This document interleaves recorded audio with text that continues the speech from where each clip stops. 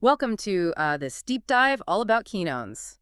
You sent over a ton of research on how these molecules could be key for carbon capture, and honestly, I was surprised. It's way cooler than I thought it would be.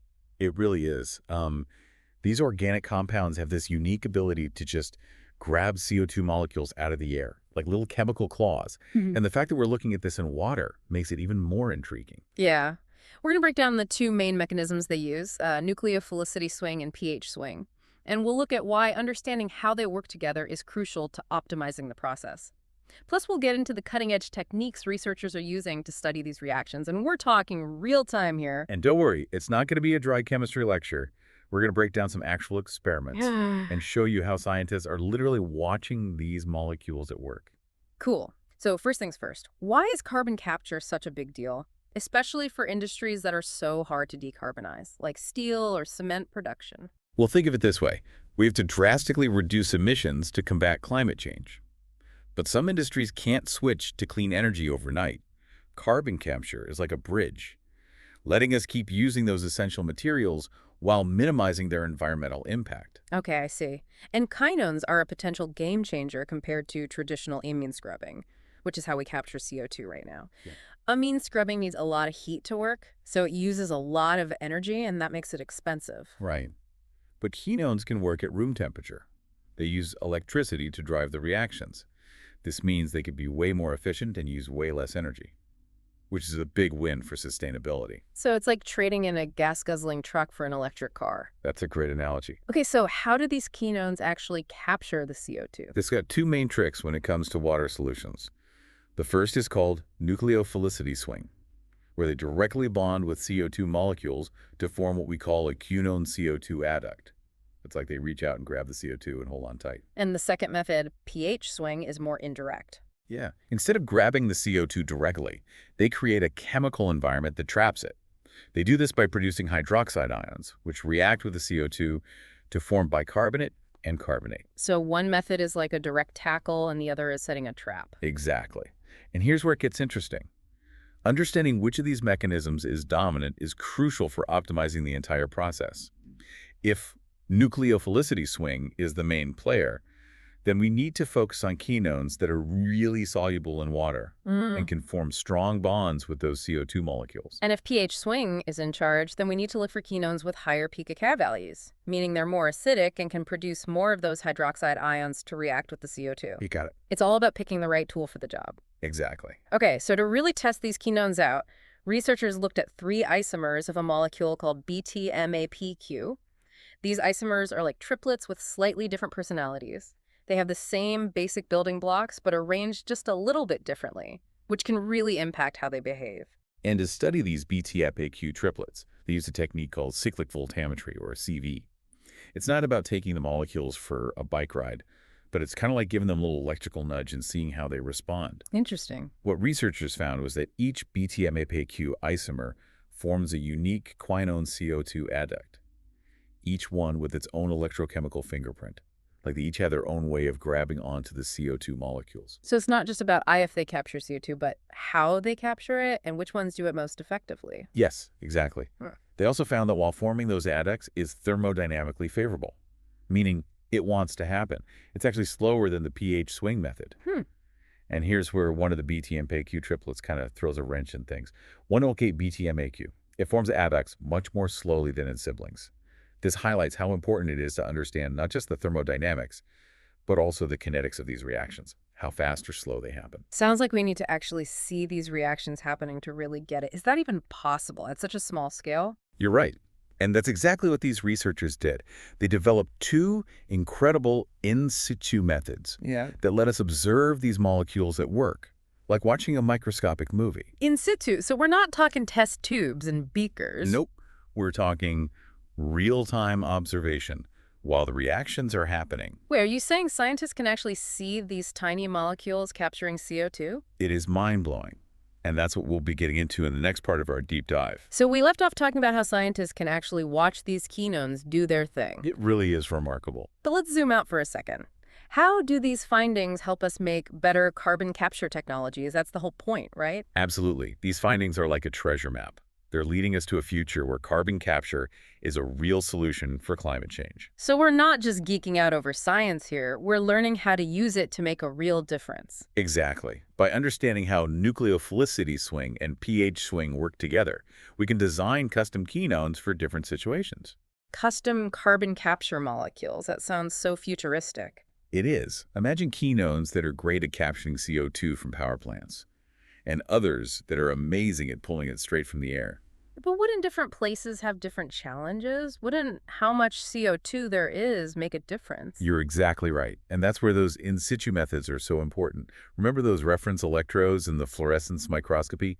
They let us see how these molecules perform under different conditions, like different CO2 levels. So we can test them out in the lab before we even build the carbon capture devices. Exactly. It's like a dress rehearsal. Okay, that makes sense. But there's something else we have to consider. The research found a potential exchange reaction between the carbonate adducts formed by the quinones and the carbonate that's already in the water. Okay, I'm lost. Think of it this way.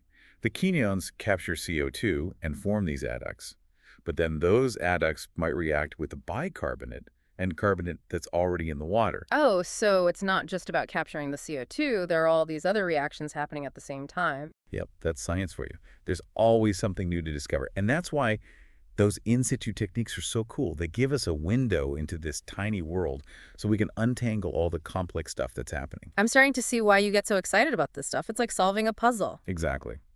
Okay, so connecting back to the real world, this research has huge implications for making carbon capture tech more efficient and cheaper. Right. But how do we actually make that happen? How do we turn those molecular mechanisms into saving money? By optimizing quinones for different applications and conditions, we can potentially cut down on the energy needed, which means lower operating costs. So it's like making those tweezers even more efficient Yeah. and saving money at the same time. Exactly.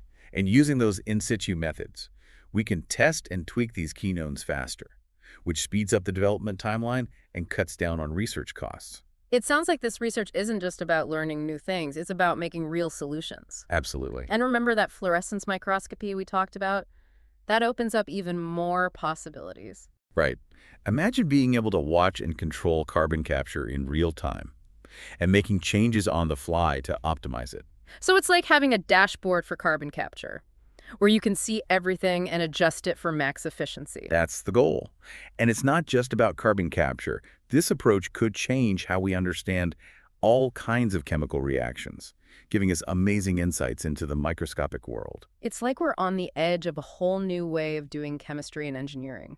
It really is an exciting time to be in this field. And it all starts with those tiny quinones, working hard to capture carbon one molecule at a time. That's right. It really makes you appreciate the importance of fundamental research.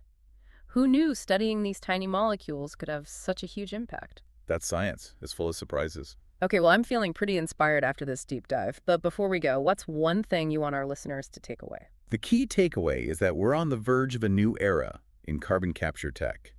With these new tools and knowledge, we can make real progress in fighting climate change. So it's not if we can solve this, it's when. Exactly. And that when is getting closer every day, thanks to all the scientists working on this around the world. This has been an awesome journey, but I feel like there's still more to explore. You're right. And that's what we'll be getting into in the final part of our deep dive. Wow, we've covered a lot in this deep dive. We have. From those tiny quinones to actually watching them work. What a trip. You know what's crazy? This whole area of research is so new. There's still so much we don't know. So many things to figure out. That makes me wonder, what's next for quinone carbon capture? What are the biggest challenges right now? That's the million-dollar question. One of the big ones is scaling up. Taking those lab results and turning them into something that works in the real world. We need to build carbon capture systems that can handle huge amounts of CO2, and they need to be efficient and cost-effective. That's the dream. So it's like going from those tiny tweezers to a whole factory. Exactly. It's a huge challenge. It's going to take scientists and engineers and industry all working together. But it sounds like it's worth it. It is. Just imagine capturing CO2 directly from those hard-to-decarbonize industries, or even pulling it out of the air to help reverse climate change. That's amazing. But what about those exchange reactions? Could those mess things up? They could. That's why we're studying them so closely. One way to deal with them is to design quinones that are less likely to react that way, Or we could develop ways to stop those reactions from happening altogether. So it's like making those tweezers even more specific. Exactly. And there's another exciting area we're looking into, combining quinones with other materials, like metal organic frameworks or enzymes, to create hybrid carbon capture systems. They can be even more efficient and tougher. So we're not just limited to quinones working alone. Nope. We can build these teams of molecules to tackle the problem from all angles. And with those in situ techniques we talked about, we can actually watch and understand all this complexity. It's true.